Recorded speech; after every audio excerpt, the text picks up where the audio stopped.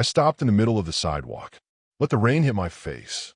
Let it mix with tears. I was finally allowing myself to cry. Then I typed back the only thing I'd left to say. Then I'll build it myself. I deleted her number. Deleted Mom's. Deleted everything that connected me to that house and those people who were supposed to love me. The rain came down harder. I was soaked, cold, had no idea where I was going. But I kept walking anyway, one foot in front of the other, away from the only home I'd ever known. That night, someone followed me into the storm. Not Richard coming to drag me back. Not Mom finally choosing to fight for me. Someone else. Someone who'd been watching from the shadows. Someone who recognized what it looked like when a person finally breaks free. I didn't know it then. Didn't realize Leo Venturi had people who kept tabs on things that interested him. And for reasons I wouldn't understand until much later, I'd become something that interested him very much. The coffee shop was nearly empty when I walked in 3 weeks after the restaurant incident. Just me, an old man reading a newspaper, and the barista who looked half asleep behind the counter. I've been staying at a women's shelter downtown, working double shifts at a diner on 5th Street, saving every penny, building something that looked like a life from absolutely nothing. The shelter had rules. Curfew at 10. No guests. Mandatory meetings twice a week where we all sat in a circle and pretended talking about our problems would fix them. But had a bed, a shower, a door I could lock. That was enough. I ordered black coffee because it was cheapest. Found a corner table. Opened my laptop to search apartment listings I couldn't afford yet, but would eventually. Hope had to start somewhere. That's when the chair across from me moved. Leo Venturi sat down without asking. Wore dark jeans and a simple black sweater. No bodyguards. No expensive suit. Just him looking almost normal, except nothing about him would ever be normal. You left, he said. Not a question. A statement. How did you know? I have people who notice things. When a girl gets humiliated at dinner, then disappears from her family home, I notice. When that same girl ends up working 2 jobs and sleeping at a shelter, I notice that too. I should have been angry. Should have felt violated that he was keeping tabs on me. But I was too tired to be angry. Too worn down to care about privacy when I barely had any left. Are you following me, Mr. Venturi? Leo. And no, I'm checking on an investment. I'm not an investment. Everyone's an investment. The question is whether they're worth it. He leaned back in his chair, studied me with those eyes that saw too much. You're surviving. That's good. But you're not living yet. I'm working on it. I can see that. 2 jobs. Saving money. Looking at apartments in neighborhoods you shouldn't walk through after dark. Very practical. Very determined. He paused. Very alone. The words hit harder than they should have. Because he was right. I was alone. More alone than I'd ever been. But alone felt safer than surrounded by people who hurt me. Alone is better than what I had. Is it? He tilted his head. Or is it just different pain? Why are you here, Leo? What do you want? Coffee. Conversation. To see if you're as strong as I think you are. He pulled out his phone. Show me a photo of a building downtown. Old brick. For stories. I own this. Top floor is empty. Furnished. Available if you want it. I can't afford anything you own. I'm not asking you to pay. I'm offering you space to figure things out without worrying about shelter curfews and shared bathrooms. I stared at the photo, at this gift that felt too big to accept. Why? Because I see something in you. Something that reminds me of myself before I stopped caring what people thought. You have fire, Alera. Most people your age with your damage would have given up, but you're still fighting. That deserves respect. Respect doesn't usually come with free apartments. It does when I give it. He stood up, placed the key on the table between us. Address is on the tag. Move in whenever you want. Or don't. But the offer stands. What's the catch? No catch. Just a suggestion. Stop surviving and start living. You're too young to be this tired. He left before I could argue. Before I could give the key back. Before I could explain that accepting help felt like admitting defeat. I sat there staring at that key for 20 minutes, turning it over in my fingers, feeling its weight, understanding that accepting it meant something. Meant trusting someone who had no reason to help me accept that he wanted to. I moved in that night. The apartment was beautiful. Hardwood floors, big windows, furniture that didn't smell like other people's lives. A kitchen I could actually cook in. A bathroom I didn't have to share. Leo didn't show up. Didn't ask for thanks. Didn't expect anything except that I'd use the space to build something better than what I'd left behind. 2 weeks later, he knocked on my door around midnight. I answered in pajamas. Hair messy. No makeup. No pretense. Can't sleep? He asked. Not really. Me neither. Want to not sleep together? I should have said no. Should have kept boundaries. But something about the way he looked at me made boundaries seem unnecessary. Like we were both too broken to pretend we weren't. We sat on my living room floor, drank wine he brought, talked about everything except the things that hurt most. He told me about growing up in Naples, about coming to America with nothing, about building an empire from violence and smart decisions. I told him about my father, about feeling invisible, about wanting to matter to someone, anyone, even if it was just for a night. You matter, he said quietly. Don't let anyone convince you otherwise. Even you? Are you trying to convince me, or do you actually believe it? Both. I don't waste time on people who aren't worth it. And you, Ilera Moretti, are worth considerably more than you realize. We didn't sleep together that night. Not the way people assume. We just existed in the same space. Two lonely people who understood what it felt like to be surrounded by emptiness. He left at dawn, kissed my forehead, told me he was no good man, but he'd try to be good for me. I told him I didn't want saving. Just honesty. Deal, he said. Then he was gone. Months later, when I saw the 2 pink lines on the pregnancy test, I realized peace comes with a heartbeat. And the man who'd given me space to breathe had also given me something I never expected. A reason to keep fighting that had nothing to do with revenge or proving anyone wrong. A reason that would eventually bring him back into my life in a way neither of us could have predicted. 3 years changes everything. Your face, your priorities, the way you measure success. For me, it changed what love meant entirely. I named him Matteo, dark hair like mine, olive skin that tint beautifully in summer, and eyes. God, those eyes. Blue-gray like storm clouds, like the ocean before lightning hits. Eyes that belonged to a man I hadn't seen since the night we created this perfect little human together. The flower shop was small, tucked between a dry cleaner and a bodega on a street where nobody expected to find beauty. But that's exactly why I chose it. Beauty should surprise people, should show up where it's least expected and remind them the world isn't all concrete and disappointment. Mrs. Chun owned the building, rented me the space cheap because she liked that I worked hard and didn't complain. Plus Matteo charmed her completely. She'd watch him in the back room during slow hours, teaching him Mandarin words he'd forget by dinner. Life wasn't easy. Single mother, small business, bills that barely got paid on time. But it was mine, built from nothing.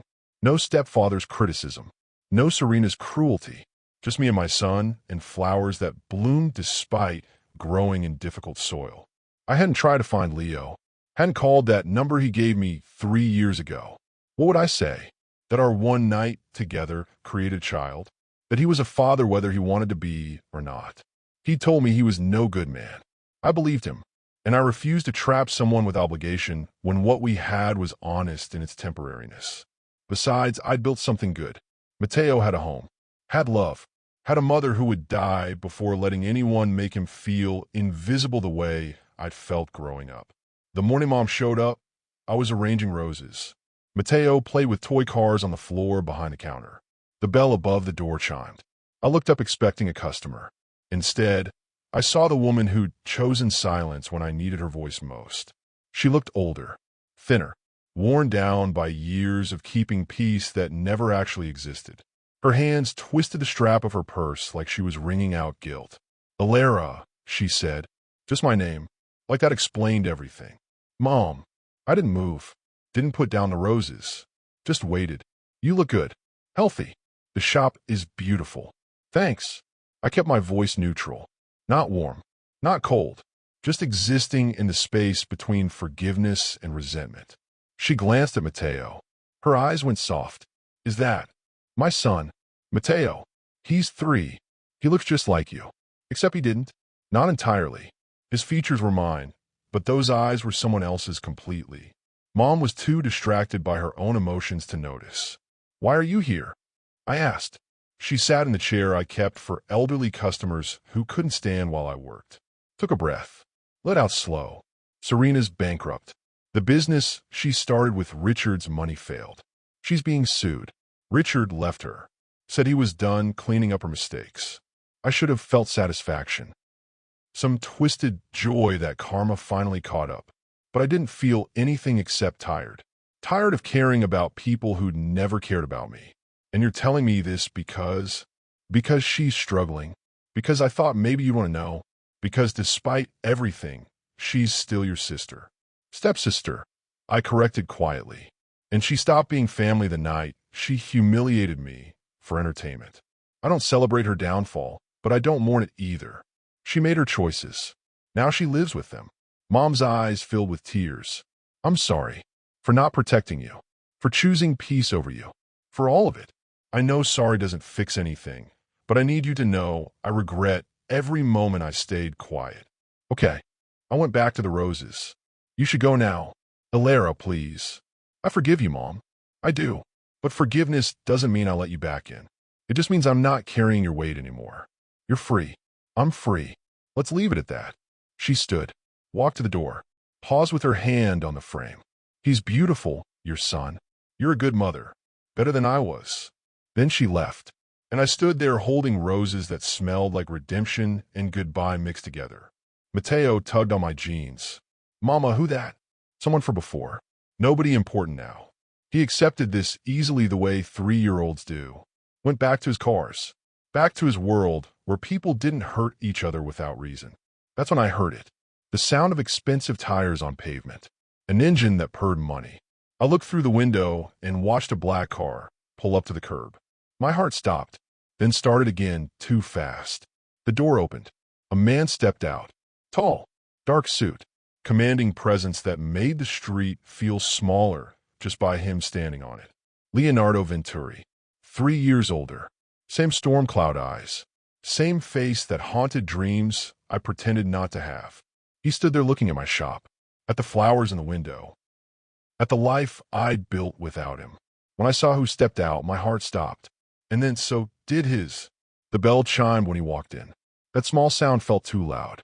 Like a warning bell. Like the universe announcing everything was about to change whether I was ready or not. Leo stopped just inside the door. His eyes scanned the shop, the flowers, the counter, then landed on me. For a second, maybe less, his expression softened. Almost smiled. Almost said something that might have been hello, or I've missed you, or any of the things people say when 3 years have passed. Then Mateo ran out from behind the counter. Mama, can I have juice? Time stopped. Completely. Totally. The way it does in movies, except this was real life, and there was no director yelling cut to save me from this moment. Leo's face went blank. Every emotion vanished behind walls. I watched him build in real time. His eyes locked on Mateo, on those blue-gray eyes that mirrored his own perfectly, on the features that were mine, except for the parts that weren't.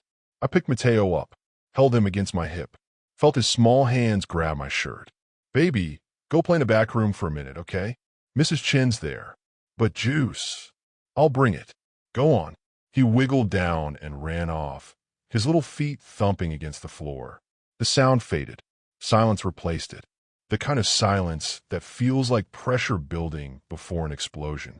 Leo didn't move, didn't speak, just stare at the doorway where Mateo had disappeared like he was seeing a ghost. How old is he? His voice came out rough, strained, like he already knew but needed me to confirm. 3. 3. He repeated the word. Let it sink in. 3 years. Leo, don't. He held up a hand. Don't explain yet. Just answer the question I'm about to ask with the truth. Is he mine? I could have lied. Could have said no. Could have protected both of us from whatever came next. But I promised him honesty once. And despite everything, I wasn't going to break that now. Yes. The word hung between us like smoke. He closed his eyes, took a breath, opened them again, and I saw something in there I'd never seen before. Pain. Raw and unfiltered. Why didn't you tell me? Because you said you were no good man. Because I didn't want you to feel trapped. Because I built a life for him without needing anyone's help, including yours. That wasn't your choice to make. His voice rose slightly, not yelling, but close. He's my son, my blood. You kept him from me for 3 years. I didn't keep him from you. I just didn't force you into something you never signed up for. We had one night, Leo. One night where we were both looking for something we couldn't name. I wasn't going to turn that into a lifetime obligation because of biology. Biology? That's what you think this is about. He stepped closer. I would have been there. For every moment. Every milestone. Every sleepless night. You didn't give me that chance. And you never called. Never checked on me. Never came back until today. So don't pretend you were waiting by the phone, hoping I'd reach out. The words hit him. I could see it. But they were true. Whatever this was between us, it had always been temporary. We both knew it. He ran his hand through his hair, walked to the window, stared out at the street. What's his name? Matteo. Matteo. He tested it. Italian. His grandfather's name. My father's name. Leo turned back. His expression had shifted again. Still hurt. Still angry. But something else underneath. Something that looked like fear. Can I meet him? Properly? Leo, I don't think that's... Please. The word came out soft. Broken. Please, Alara. Don't take this from me, too. I'd seen Leo command rooms. Seen him move through the world like he owned every inch of it. But I'd never seen him beg. Never heard his voice crack like it was doing now. Okay, I said quietly. But we do this slow. We don't confuse him. We don't make promises we can't keep. I don't break promises. Especially not to my son. I walked to the back room. Found Matteo helping Mrs. Chen water plants. He looked up when I came in, his face bright with innocence that made my chest ache. Matteo, come here, baby. There's someone I want you to meet. He took my hand, walked with me back to the main room where Leo stood waiting, trying to look casual, trying to hide the fact that his hands were shaking. I knelt down next to Matteo, brushed his hair back from his forehead. This is Leo. He's a friend of Mama's from a long time ago. Leo crouched down to Matteo's level. His eyes were wet. I don't think he realized. Don't think he knew tears were threatening to fall. Hi, Matteo. His voice was gentle. Careful. It's nice to meet you. Matteo looked at him with curiosity, then pointed at Leo's eyes. You have my eyes. Leo's breath caught. Yeah, I guess I do. That's cool. Matteo smiled, then ran back to Mrs. Chun like meeting a stranger with matching eyes was the most normal thing in the world. Leo stood slowly, wiped his face, looked at me with an expression I couldn't read. I need time to process this, he said, but I'm not walking away. Understand? I'm not leaving him. Or you. He left without another word, but I knew it wasn't over. Leo came back 3 days later, then the day after that, then every morning for 2 weeks. He didn't push, didn't demand anything, just showed up with coffee and pastries and asked if he could spend time with Matteo. He learned quickly. Matteo loved dinosaurs, hated broccoli, could count to 20 in English and 5 in Mandarin thanks to Mrs. Chun. Leo absorbed every detail like he was memorizing scripture. I watched them together. Watched Leo teach Matteo how to tie his shoes. Watched him read stories with voices that made Matteo laugh so hard he got hiccups. Watched him become a father in real time. But something else was happening. Leo's people were working. Quietly. Efficiently. I didn't know the extent until he told me one night after Matteo fell asleep. We sat in my apartment above the shop. The same one he'd given me 3 years ago. He'd never asked for it back. Never charged rent. Just let me exist there like it was mine by right. I looked into your family, he said. No preambid. Just direct truth. Why? Because I needed to understand what you came from. What you escaped. What made you strong enough to raise my son alone without asking for help? The waiter's shoes clicked against the marble floor like a countdown timer. Each step closer felt like a hammer to my chest. I sat there, alone at a table set for 2, watching the candle flicker between empty wine glasses while my phone screen stayed dark and silent. $146. That's what the bill said when he placed it on the white tablecloth. My hand started shaking before I even opened my purse. I already knew what I'd find. A crumpled $10 bill, some loose change, and the crushing weight of my own stupidity for believing tonight would be different. The restaurant wasn't just busy. It was packed with the kind of people who belonged there. Women in dresses that cost more than my rent. Men in suits that whispered money without saying a word. And then there was me. wearing my best outfit, which suddenly felt like a costume I had no right to put on. Have you ever been humiliated by family? Not strangers, not enemies, but the people who were supposed to love you? The ones who should have protected you from pain, not delivered it with a smile? I was, and it cost me everything. Hi viewers, kindly tell us where you're watching from and what time it is. Warm welcome to the family. Enjoy the story. My stepsister Serena sat 3 tables away, hidden behind a wine glass and her phone. But I could see her. I could feel her eyes on me like ice water down my spine. She was recording. Of course she was recording. This whole thing was her idea from the start. The blind date. The fancy restaurant. The promise that he was successful, handsome, and genuinely interested in meeting me. All lies. Beautiful, calculated lies. The waiter cleared his throat. His expression had shifted from polite to impatient. Around us, conversations dropped to whispers. People were staring now. A woman in pearls leaned toward her husband and said something behind her hand. A teenage girl 2 tables over was definitely filming. My throat went tight. I couldn't breathe right. The walls felt like they were closing in, and the chandelier above seemed to spin even though I knew it wasn't moving. "Miss, the payment?" The waiter's voice carried just enough volume for nearby tables to hear. Enough for maximum embarrassment. I opened my mouth, but nothing came out except a small, broken sound that might have been the start of an apology. My fingers fumbled with the $10 bill, knowing it was useless, knowing this moment would follow me forever. That's when I heard it. A voice, low and calm, cutting through the noise like a knife through silk. "It's taken care of." I looked up. A man stood beside our table. Not ours. My table. The table where I sat alone like an idiot. He was tall, dressed in all black, with the kind of face you don't forget. Sharp jawline, dark hair pushed back, and eyes that were blue-gray like storm clouds right before lightning strikes. He didn't look at me. Didn't wait for thanks. Just placed his card on the bill tray and walked back toward the corner booth where 2 men in expensive suits sat watching everything with the stillness of statues. The waiter's entire demeanor changed. He practically bowed as he took the card, his voice suddenly smooth as honey. "Of course, Mr. Venturi." "Right away, sir." Venturi. The name dropped into my mind and settled there like a stone in deep water. My hands were still shaking. My face was still burning. But something else stirred beneath the shame. Something that felt like confusion mixed with the faintest spark of hope. Who pays a stranger's bill without asking questions? Who walks away like it's nothing when I could see from the corner of my eye that the meal he covered could have fed me for a month? I glanced toward Serena. Her expression had frozen. The smug satisfaction had cracked into something else. Uncertainty maybe, or fear. She lowered her phone slowly, her lips pressed into a thin line. The restaurant resumed its normal volume. Conversations picked back up. The woman in pearls went back to her salmon. The teenage girl put her phone down.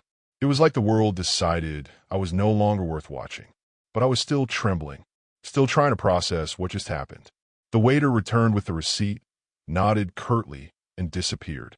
I sat there for another moment, frozen in place, before finally forcing myself to stand on legs that felt like water.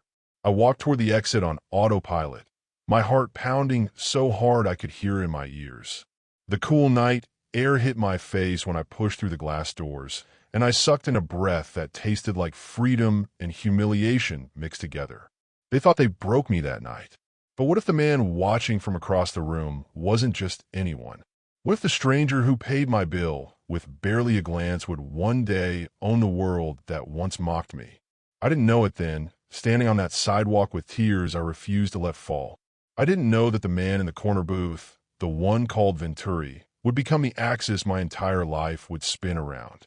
I didn't know that 3 years later, he'd walk into my flower shop and see his own eyes staring back at him from my son's face. People always ask how you end up invisible in your own family. Like it's a choice. Like you wake up one morning and decide to become the shadow everyone steps over without noticing. It doesn't happen that way. It happens slowly. One small cut at a time until you're bleeding from 1,000 wounds you can't even see anymore. My father died when I was 7. Heart attack at his desk, gone before the ambulance arrived. Mom remarried 2 years later to Richard Hayes, a man who smiled at church and frowned at home. He brought Serena with him. She was 10, blonde, bright, and already perfect at getting everything she wanted. I tried to be a good sister at first, share my toys, help her with homework, braided her hair before school. But Serena didn't want a sister. She wanted an audience, someone to stand in her shadow and make her shine brighter by comparison. Richard made the rules clear from day one. Serena got the bigger bedroom, the new clothes, the birthday parties with actual guests. I got hand-me-downs and chores and a corner of the basement for my books. Mom worked double shifts at the hospital. Nursing paid the bills, but kept her gone most days. When she was home, she was too tired to notice. Or maybe she noticed and chose silence because it was easier than fighting. Do you know what it feels like to sit at your own dinner table and feel like a guest who overstayed their welcome? By the time I turned 16, I'd stopped expecting fairness. I washed dishes while Serena scrolled through her phone. I cleaned bathrooms while she got ready for dates. I folded laundry while she picked out college brochures for schools I'd never afford. Richard liked to remind me during those years, usually at dinner when Mom worked late. He'd look at me over his meatloaf and say things like, "You should be grateful to even sit at this table, Ilera. Not every stepfather would have taken you in." Like I was a stray dog. Like my own dead father's house wasn't supposed to be mine too. Serena learned from him. She perfected the art of small cruelties that left no visible marks. Comments about my thrift store clothes. Jokes about my scholarship applications. Questions about why I didn't have friends, delivered loud enough for her friends to hear. The worst part wasn't the cruelty. It was that nobody stopped it. Mom stayed quiet. Teachers looked the other way. Even my grandmother, my father's mother, eventually stopped calling after Richard made family gatherings uncomfortable enough that she quit coming around. I was 23 when Serena brought up the blind date. We were in the kitchen. She was drinking wine, even though it was barely noon. I was making lunch before my shift at the diner where I worked weekends. "I know someone," she said, swirling her glass. "Successful. Good looking. He saw your photo and asked about you." I didn't believe her. Why would I? But she kept pushing. Showed me a blurry photo of a man in a suit. Talked about how he owned businesses downtown. Said he specifically wanted someone real, not fake like the women he usually met. "This could change your life, Ilera." She smiled when she said it. The kind of smile that should have warned me. You deserve something good for once. I was stupid enough to want to believe her. Desperate enough to ignore every red flag waving in my face. So I said yes. I borrowed money I didn't have for a dress. Spent an hour on makeup I barely knew how to apply. Walked into that restaurant believing maybe, just maybe, I was allowed to want something beautiful too. Richard drove me there.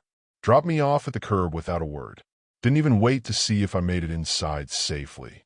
I sat at that table for 45 minutes before I understood. Before the truth sank in like cold water, filling my lungs.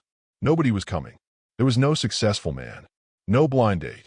Just Serena 3 tables away with her phone pointed at me like a weapon.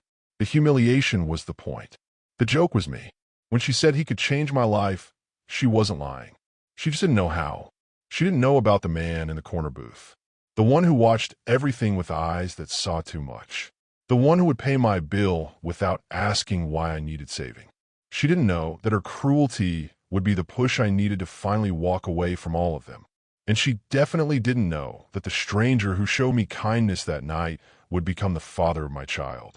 The sidewalk outside the restaurant felt colder than it should have for late spring. I stood there shaking, not for the temperature, but from everything else.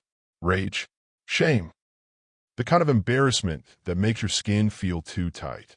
I wanted to scream, to go back inside and flip that table, to march over to Serena and ask her what kind of person does this to family. But I didn't. I just stood there like an idiot, trying to remember how to breathe. That's when the door opened behind me. I turned. The man from inside stepped out. Mr. Venturi. He moved with the kind of confidence that didn't need to announce itself. 2 men in dark suits followed him, but stopped a respectful distance away. Bodyguards, maybe, or business partners. Either way, they read the room and gave us space. He lit a cigarette, took a long drag, looked at me with those storm cloud eyes that seemed to see straight through every wall I'd ever built. You shouldn't let them see you cry out here, he said. His voice was rough, Italian accent underneath the English, smoothed out by years of living somewhere else, but still there in the vowels. I'm not crying. I wiped my face. My fingers came back wet. Okay, maybe a little. He almost smiled. Almost. The woman with the phone. Your sister. Stepsister. The word tasted bitter. And yeah, that was her idea of entertainment.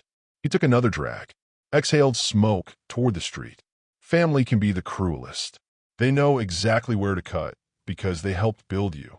They know every weak spot. Something about the way he said it made me think he wasn't just talking about me anymore. Like he had his own scars from people who should have protected him. Why'd you pay my bill? The question came out before I could stop it. You don't know me. No. He flicked ash onto the concrete. But I know what it looks like when someone's being hunted for sport. And I don't like spectators who think suffering is a show. A black car pulled up to the curb. One of the suited men opened the back door and waited. But Venturi didn't move.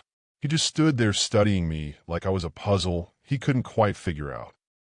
What's your name? He asked. Alera. Alera Moretti. His eyebrows lifted slightly. Italian. My father's side. He died when I was young. I'm sorry.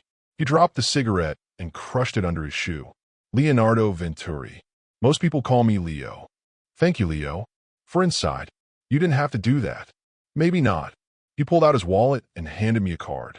Simple. Black. Just his name and a phone number. But I did anyway. If your family gives you more trouble, call that number. I looked at the card. Felt its weight in my hand, like it was heavier than paper should be. Why would you help me? You don't even know what kind of trouble I come with. Because someone helped me once. When I had nothing and no one gave a damn if I lived or died. He didn't ask questions. Just gave me a chance. Leo stepped toward the open car door. I'm returning the favor. Don't let their cruelty define your worth. Alera Moretti. You're worth more than they'll ever understand. Then he was gone. The car pulled away into traffic. The suited men disappeared into a second vehicle that followed. And I stood there on that sidewalk holding a business card that felt like a lifeline I didn't know I needed. I walked home that night. 3 miles through streets that got progressively worse the farther I went for downtown. My feet hurt. My heart hurt worse. But something else stirred beneath the pain. Something that felt dangerously close to hope. When I got home, the house was dark except for the living room. Richard sat in his chair watching television. He didn't look up when I walked in. You're back early, he said. Date go bad. I didn't answer. Just headed for the stairs. That's what happens when you reach above your station, Alera. Men like that don't want girls like you. The sooner you accept your place, the happier you'll be. I stopped on the 3rd step, turned around, looked at this man who'd spent years making me feel small. You're wrong, I said quietly. About everything. His laugh was sharp. Mean. Sure I am. Keep telling yourself that. I went to my room, closed the door, sat on my bed, and stared at Leo's card until the numbers blurred. I thought I'd never see him again. I was wrong. 3 weeks later, I'd run into him at a coffee shop downtown. Not by accident. Not by fate. Just 2 broken people who recognized something familiar in each other's eyes. And that recognition would change everything. The video went live the next morning. I woke up to 17 missed calls and too many texts to count. My phone wouldn't stop buzzing. Wouldn't stop screaming with notifications that made my stomach drop. Serena had posted everything. The whole humiliating dinner. Me sitting alone. The waiter hovering. My shaking hands counting out that useless $10 bill. She'd edited it with music. Added captions. Made it a full production. The caption read, when you can't afford the life you pretend to live. Reality check served. 2,000 views in the first hour. Comments rolling in from strangers who didn't know me, but felt qualified to judge anyway. Some laughed. Some felt sorry. Most just enjoyed the show. I sat on my bed staring at the screen until the words stopped making sense. Until the whole thing felt like it was happening to someone else. Some other girl who was stupid enough to believe her family might actually want good things for her. Mom called around 10. I let go to voicemail. Listened to her message 3 times trying to find anger or defense or anything that sounded like she was on my side. Alera, honey, I saw the video. I'm so sorry, but you know how Serena is. She doesn't think sometimes. Can you just come home so we can talk about this? Richard is upset. He thinks you're making this a bigger deal than it needs to be. Of course he did. Of course she wanted me to come home and pretend it was fine, to swallow my humiliation one more time, so nobody had to feel uncomfortable except me. I deleted the message, blocked Serena's number, started packing. I didn't know much. Clothes fit into 2 garbage bags, books into a backpack. Everything I cared about could be carried in one trip. That should have made me sad, but it didn't. It made things easier. Richard caught me on the stairs. He stood at the bottom, blocking my path like a wall made of disappointment and Old Spice cologne. Where do you think you're going? His arms were crossed. His voice had that edge it got when he was about to deliver a lecture disguised as concern. Out. I shifted the bags higher on my shoulder. Permanently. Don't be dramatic. So your sister posted a video. So what? Everyone will forget about it in a week. You're really going to throw away your home over some embarrassment? This isn't my home, Richard. It never was. His face went red. After everything we've done for you. After I took you in when your mother needed help. This is the thanks we get. You didn't take me in. This was my father's house before it was yours. And you didn't do me any favors. You just made sure I knew every single day that I didn't belong here. That's not fair. Neither is posting someone's worst moment online for entertainment. But Serena learned that behavior somewhere, didn't she? He stepped aside, not because he wanted to, because he realized I was leaving whether he moved or not. You'll be back. You've got nowhere else to go. No money. No skills worth anything. You'll come crawling back within a week. I walked past him without another word. Mom's car pulled into the driveway just as I reached the sidewalk. She got out in her scrubs, looking exhausted from a night shift. Her eyes went from me to my bags to the house behind me. Alara, wait. Please, can we just talk? There's nothing to talk about, Mom. You chose. You've been choosing for years. I'm just finally accepting it. That's not fair. I've been trying to keep this family together. No, I shook my head. You've been keeping the peace. Those aren't the same thing. Keeping the peace meant I had to stay quiet while they tore me apart. I'm done being quiet. Rain started falling. Light at first, then heavier. The kind of spring rain that soaks through everything in minutes. Mom stood there in her driveway. Didn't follow me. Didn't fight harder. Just watched me walk away like she'd watched everything else happen without intervening. My phone buzzed. A text from Serena. Next time, dress for the life you want, not the one you're stuck with. And what did you find? That your stepfather is a coward. That your stepsister is drowning in debt and bad decisions. That your mother has been trying to contact you for months, but you keep blocking her calls. I talk to my mother. Sometimes. When I'm ready. I also found out Serena and Richard have been trying to figure out who the father of Mateo is. They've been asking around. Making calls. Getting close to finding out. My stomach dropped. Why would they care? Because people like them always care when someone they've dismissed becomes connected to someone powerful. And Alara, whether you like it or not, I'm very powerful. I don't want your power. I don't want your money. I just want to raise my son in peace. I know, but peace requires protection sometimes. He leaned forward. They're going to figure out eventually. And when they do, they'll come crawling back, pretending to care, pretending they want to be family. But we both know what they really want. Access to you. Exactly. He took my hand. So let's beat them to it. Let's control the narrative before they can twist it. What are you suggesting? Dinner. At the same restaurant where this all started. With them. On our terms. The idea was insane. Petty. Perfect. Why would I want to see them again? Because you need closure. Because Mateo deserves to see his mother hold her head high in front of the people who try to break her. Because I want them to understand what they missed. What they'll never have again. I thought about it. About Serena's smug face. Richard's dismissive voice. The years of being invisible in my own home. I don't need revenge, Leo. This isn't revenge. It's clarity. Showing them that you're not the girl they could humiliate anymore. That you built something beautiful from the ashes they tried to bury you in. Maybe he was right. Maybe I didn't need to face them.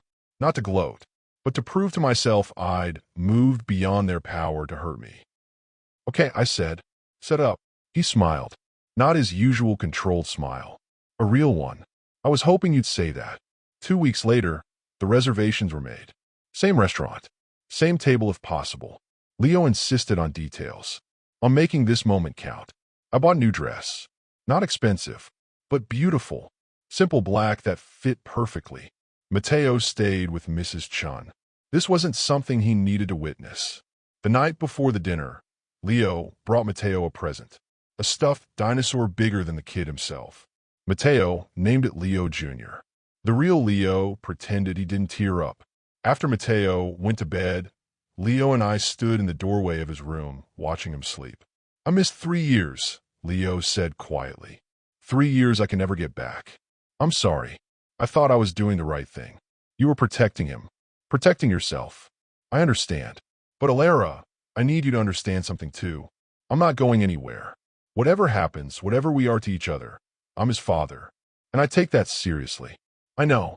I see it every time you look at him. He turned to face me. And what about us? What are we? Honestly, I don't know. We're connected forever because of him. But beyond that, I shrugged. We're two people who helped each other when we needed it most. Maybe that's enough. And if I want more, then we figure it out. Together. When we're ready. He kissed my forehead. Tomorrow, when you walk into that restaurant, remember something. You're not the girl they humiliated. You're the woman who built an empire from $10 and dignity. They should be terrified. I smiled as I looked at the mental image of tomorrow. At the faces of people who'd underestimated me. At the moment, they'd realize exactly how wrong they'd been. Revenge had never looked so polite. The restaurant looked exactly the same. White tablecloths, crystal chandeliers, the kind of elegant that makes you check your reflection twice before walking in. Except this time I belonged here. Not because of what I wore, because of who I'd become. Serena and Richard were already seated. Same table, same spot where they'd watched me 3 years ago. Karma has a sense of humor about these things. They stood when they saw me. Serena's smile was plastic. Richard's handshake too firm. Both tried to pretend we were happy family reuniting. Alara, Serena said, you look amazing. Different. Good different. Thanks. I sat down. Didn't return the compliments because I wasn't here to lie. We were so happy when you called, Richard added. It's been too long. Water under the bridge, right? Something like that. They ordered wine immediately. Made small talk that felt rehearsed. Asked about the flower shop in voices that tried to sound interested. But their eyes kept darting to the entrance. Waiting for something. Or someone. Serena leaned forward. So, we heard you have a son. Congratulations. We'd love to meet him sometime. Would you? Of course. Family should know each other. And we've been thinking with everything that's happened, maybe it's time to rebuild bridges. Let the past stay in the past. Interesting timing. I took a sip of water. What changed? 3 years of silence. And suddenly you and me family. Richard cleared his throat. People grow. Learn. We realized we weren't fair to you. And we'd like to make amends. By meeting my son. By being there for you. Both of you. Whatever you need. I was about to respond when Leo walked in. The entire restaurant shifted. Conversations quieted. Heads turned. He commanded space the way ocean waves command sand. Inevitable. Undeniable. He wore all black. Moved with purpose. 2 men in suits followed at a distance. He stopped at our table. Looked at Serena and Richard with eyes that could freeze fire. Then he took my hand. Sorry I'm late, amore. He kissed my knuckles. Sat down next to me. Traffic was a nightmare. Serena's face went white. Richard's jaw literally dropped. Both of them stared like they were seeing a ghost. Or maybe a nightmare. You know each other? Serena's voice came out strangled. Know each other?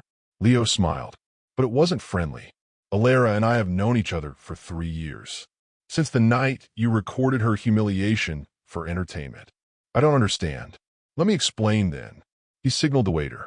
Ordered wine without asking anyone's preference. Then turned back to them.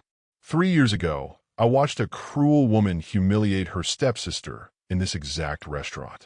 I paid the bill because I don't like watching good people suffer for sport. What I didn't know then was that the woman I helped would become the mother of my child. The words landed like bombs. Serena grabbed the table. Richard's face went from white to red. Your child, Richard managed.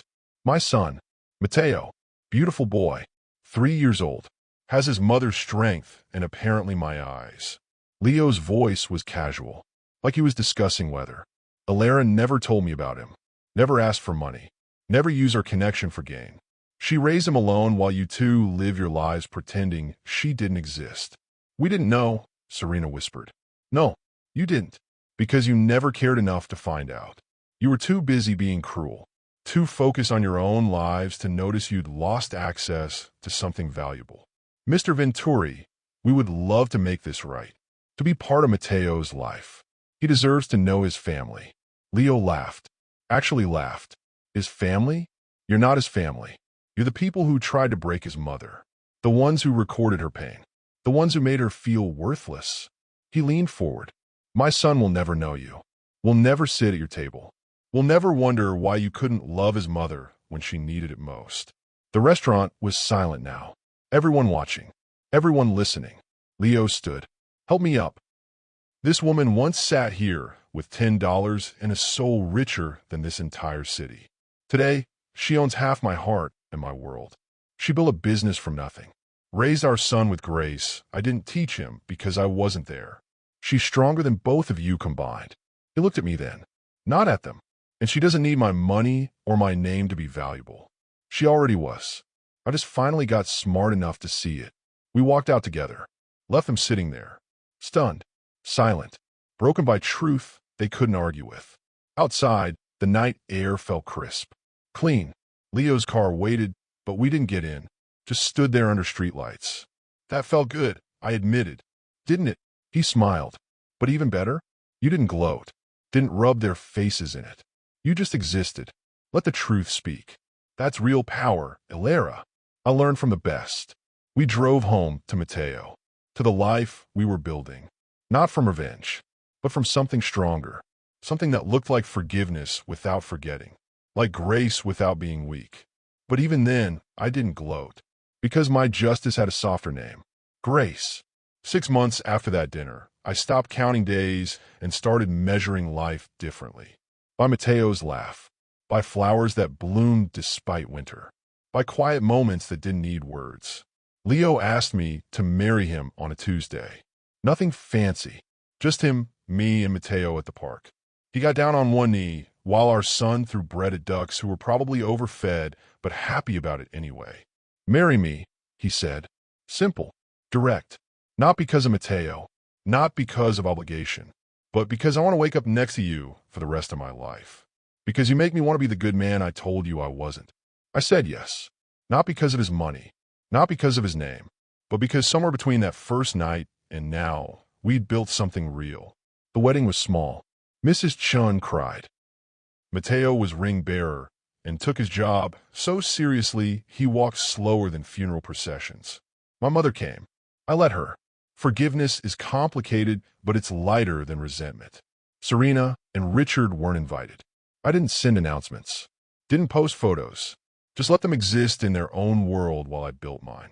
But something else happened after that dinner. Something I didn't expect. Women started coming to the flower shop. Different women. Broken ones. Ones who'd been humiliated by family. Left by partners.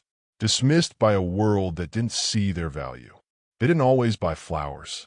Sometimes they just talked, told their stories, cried at my counter while I listened.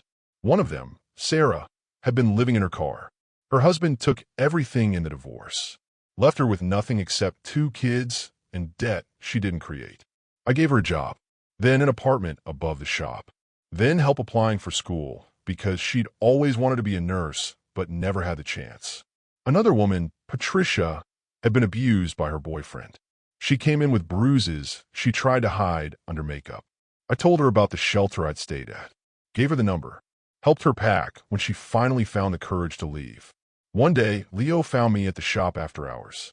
I was sorting donations, clothes, food, things for women who needed help. What's all this? He asked. A project. Women who need support. I'm thinking about opening a shelter. A real one. With resources, job training, childcare. Everything I wish I'd had. He sat down, looked at the piles of donated goods, at the plans I'd sketched on notebook paper. How much do you need? Leo, I'm not asking for your money. I know. I'm offering it anyway. This matters. These women matter. Let me help. 6 months later, we opened the doors. Grace House, named after the concept, not the name, because grace means getting kindness you don't deserve, getting help when you've been told you're helpless. We bought a building, renovated it, hired staff who understood trauma because they'd lived it, created a space where women could rebuild without shame. Mateo came to the opening, helped cut the ribbon with scissors too big for his hands, smiled for photos next to his parents. Didn't understand why Mama's eyes were wet, but hugged me anyway. Leo spoke at the opening, told the story of a woman who survived cruelty and chose kindness, who built something beautiful from pain, who taught him that real power doesn't scream. It whispers. Sarah was there. Patricia, dozens of others, women who'd walked through hell and came out holding flowers. My mother came, stood in the back, cried quietly. Afterwards, she hugged me. Your father would be so proud. I know, I said. I feel him sometimes, in the quiet moments, reminding me that dignity doesn't need an audience. Serena sent a card. Congratulations written in handwriting I recognized. No return address. No apology. Just acknowledgement that I'd built something she'd never understand. I didn't respond. Didn't need to. She existed in my past. This shelter was my future. At night, when Mateo sleeps and Leo works late, I walk through Grace House. Look at women rebuilding their lives, starting over, choosing themselves finally.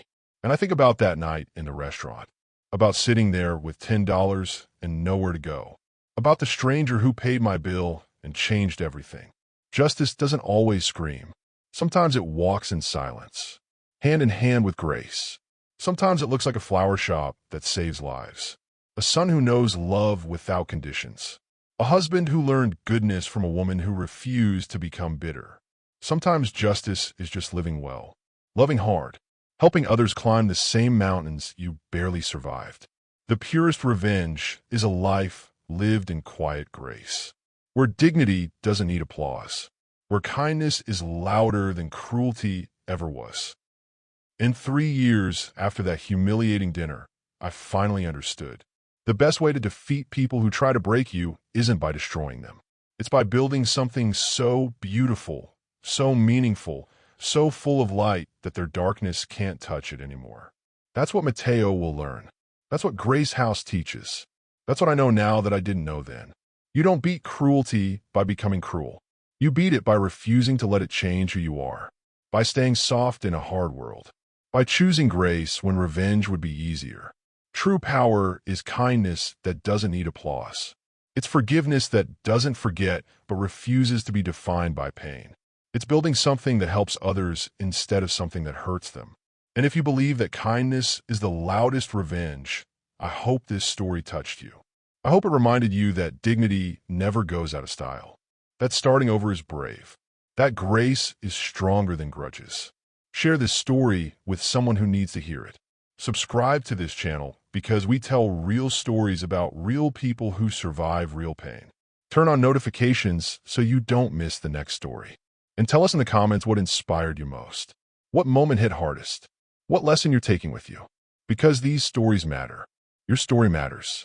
And sometimes the best thing we can do is remind each other that we're not alone. That broken doesn't mean defeated. That grace is always an option, even when revenge feels justified. Thank you for being here, for listening, for believing that kindness wins even when it takes time. See you in the next story.